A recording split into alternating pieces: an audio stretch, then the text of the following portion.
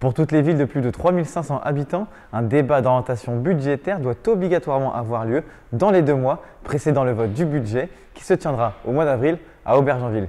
Éclaircissement sur le sujet avec Gilles Lécole, maire d'Aubergenville, et Thierry Riouet, adjoint chargé des finances pour la ville. Entretien. Bonjour Gilles. Bonjour Quentin. Bonjour Thierry. Bonjour Quentin. Première question, qu'est-ce que le DOB et à quoi sert-il? Alors le DOB, c'est une obligation qui nous est faite de présenter lors du conseil précédent, celui du vote du budget, le débat d'orientation budgétaire pour présenter aux Aubergenvilloises et aux Aubergenvillois les orientations concernant le budget et par définition les orientations qui concernent les projets d'investissement. Et dans quel contexte se fait-il ici à Aubergenville? Alors il se fait dans un contexte un peu particulier qui fait suite au Covid et puis suite aux événements que nous connaissons tous d'inflation liée à la crise ukrainienne. Donc ce budget est une fois encore porté sur un principe de précaution, un principe de prudence, un principe qui a été initié dès la crise telle qu'elle s'est présentée. Et dans un deuxième temps, ce dont on doit retenir de ce DOB, c'est qu'une fois encore, la part communale n'augmentera pas pour les impôts au prochain, en 2023. Et justement Thierry, dans ce contexte, quelles sont les mesures de soutien mises en place par l'État pour la collectivité pour faire face à l'inflation notamment? Alors en fait, il y a 2 grands dispositifs qui concernent principalement les dépenses, l'inflation des dépenses énergétiques. Nous avons ce qu'on appelle l'amortisseur d'électricité. Donc l'État prend en charge à partir du moment où la commune, en ce qui nous concerne, va payer plus de 180 € le mégawattheure pour l'électricité, 50% du surcoût en fait. Et par ailleurs, il y a le filet de sécurité. Le filet de sécurité qui concerne en fait des agrégats concernant en particulier les grandes valeurs concernant le budget, la diminution de l'épargne, effectivement, d'autres items, je ne vais pas trop rentrer dans les détails, qui nous donnent la possibilité de pouvoir éventuellement bénéficier d'une certaine aide en fonction des paramètres recueillis par l'État. Juste un point, Thierry, je me permets 2 secondes. Comme nous le dit M. Riouet, il nous l'expose, au-delà de 180 € du mégawattheure, l'État vient nous aider. Le gaz nous était facturé l'année précédente 14 € du mégawattheure.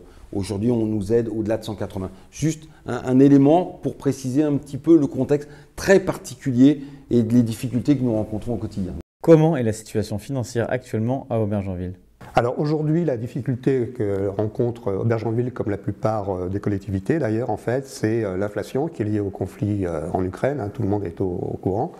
Avec effectivement, dans un premier temps, une dérive très importante sur le coût de l'énergie, à tel point qu'en 2022, donc, il a fallu qu'on fasse une rallonge budgétaire, en fait, puisqu'on est passé d'un budget initial de 600 000 € à 900 000 € et on va finir en gros à 1 100 000, 1 200 000. Les chiffres ne sont pas complètement arrêtés à ce jour.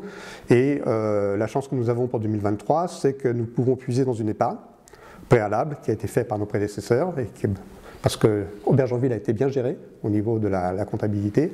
Et de facto, d'ailleurs, nous avons besoin de reprendre dans l'épargne antérieure pour pouvoir financer 2023. C'est pour ça qu'on présente à la fois les résultats 2022 au prochain conseil municipal et le budget 2023.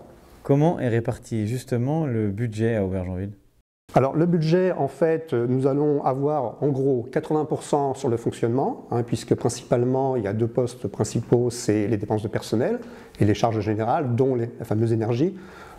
J'insiste lourdement sur l'énergie, mais il faut savoir que 600 000 €, une rallonge de 300 000, après autour de 1 million, 1 million 100, mais 1 million 2 peut-être, sur 2022, et nous prévoyons une dépense pour 2023 de 1 million 9.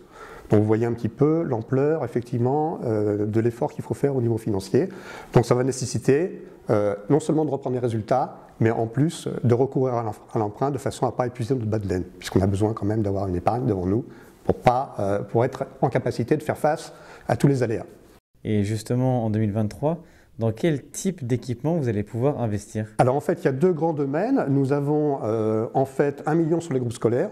Ça comprend l'extension notamment de la cantine Reine Astrid, le groupe scolaire Reine Astrid, l'ADAP aussi. Et puis donc l'ADAP, c'est effectivement l'adaptabilité en fait aux personnes handicapées de l'accès des équipements publics.